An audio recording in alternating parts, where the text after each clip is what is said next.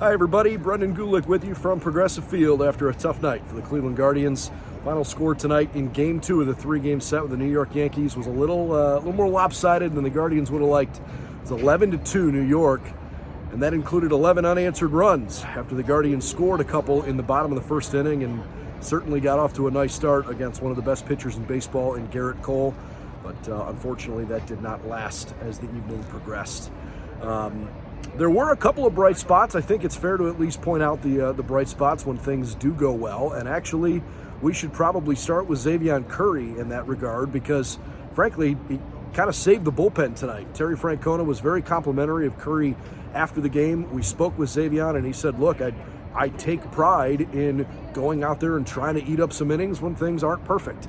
I think that's really important. I'm sure he's not the only one in the bullpen that feels that way, but he did a good job of helping this team get through what certainly has been a frustrating couple of weeks with having to use so many bullpen innings with the starting rotation that's been a little bit banged up. So kudos to Curry for getting the job done there.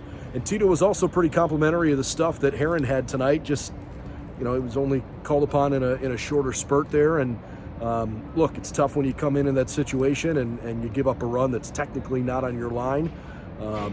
But what are you going to do? I thought all in all his stuff looked pretty good. And actually Terry said something pretty similar. Essentially, look, you're trying to develop guys at the same time that you're trying to win games. The Guardians last year, quote unquote, made a living as the youngest team in baseball and feeding off that, and maybe people have forgotten this is still the youngest team in baseball, and sometimes you're going to have some growing pains like that. Development at the big league level is still part of this. The good news is the Guardians are good enough to win games while they're developing, so you're not going to win them all, and tonight certainly didn't go their way. On the one other thing on the positive side, Josh Bell did come up with a double, and maybe that'll be what helps spark him, because it's obviously been a slow start to the season for him offensively, but he had a double in the ninth inning to certainly put a ball in play and feel good about it. He's 4 for 42, so the numbers aren't good, but you got to start somewhere, and I thought that was a good at bat, and obviously it was a good result. He hit it squarely into the right field corner, so good for Josh Bell on that. Okay, to the frustrating part. Hunter Gaddis struggled. He went 3+, did not record an out in the fourth inning. He was tagged with 8 hits, 8 earned runs, one of which came across after he'd already left the game, and he gave up the home run to Frenchie Cordero, which really blew the game open, the 3-run shot into the right field seats. Gaddis' 5 big league appearances so far have been a little bit frustrating for sure. 20 innings, 29 hits, 27 earned runs, and he's given up 8 home runs total. So I think we've seen some good things from him, but it just hasn't been consistent enough. And unfortunately, he's missing in the middle of the plate too often, and that's obviously a problem. And it gets magnified when you play against a team like the Yankees. Among those 5 overall big league appearances, he's also seen the Astros. So, we're not talking about seeing a lineup that, feels like a quadruple A team with guys that are also fighting to make major league roster spots. The Yankees and the Astros have been 2 of the best offenses in baseball for quite a while now. And, maybe a little bit of that is reflected in Gaddis' numbers as well. So hopefully he'll get things turned around soon. Garrett Cole was Garrett Cole. You kind of know what you're going to get from him. He's going to throw, mid to upper 90s consistently with his heat. The thing that makes him so tough is the fact that, frankly, he's got really good stuff away from his fastball. There was an at-bat tonight to Jose Ramirez. I don't think he threw a single fastball.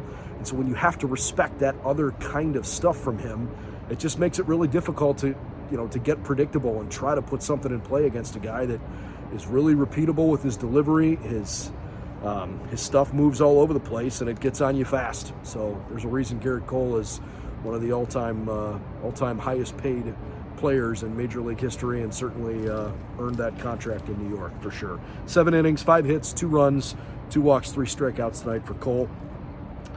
Mike Zunino was, I guess you could say, he was pulled in the middle of the game. Terry Francona said it was just a chance to give him a little rest. I think Mike Zunino deserves a ton of credit for the offense that he's brought to this team.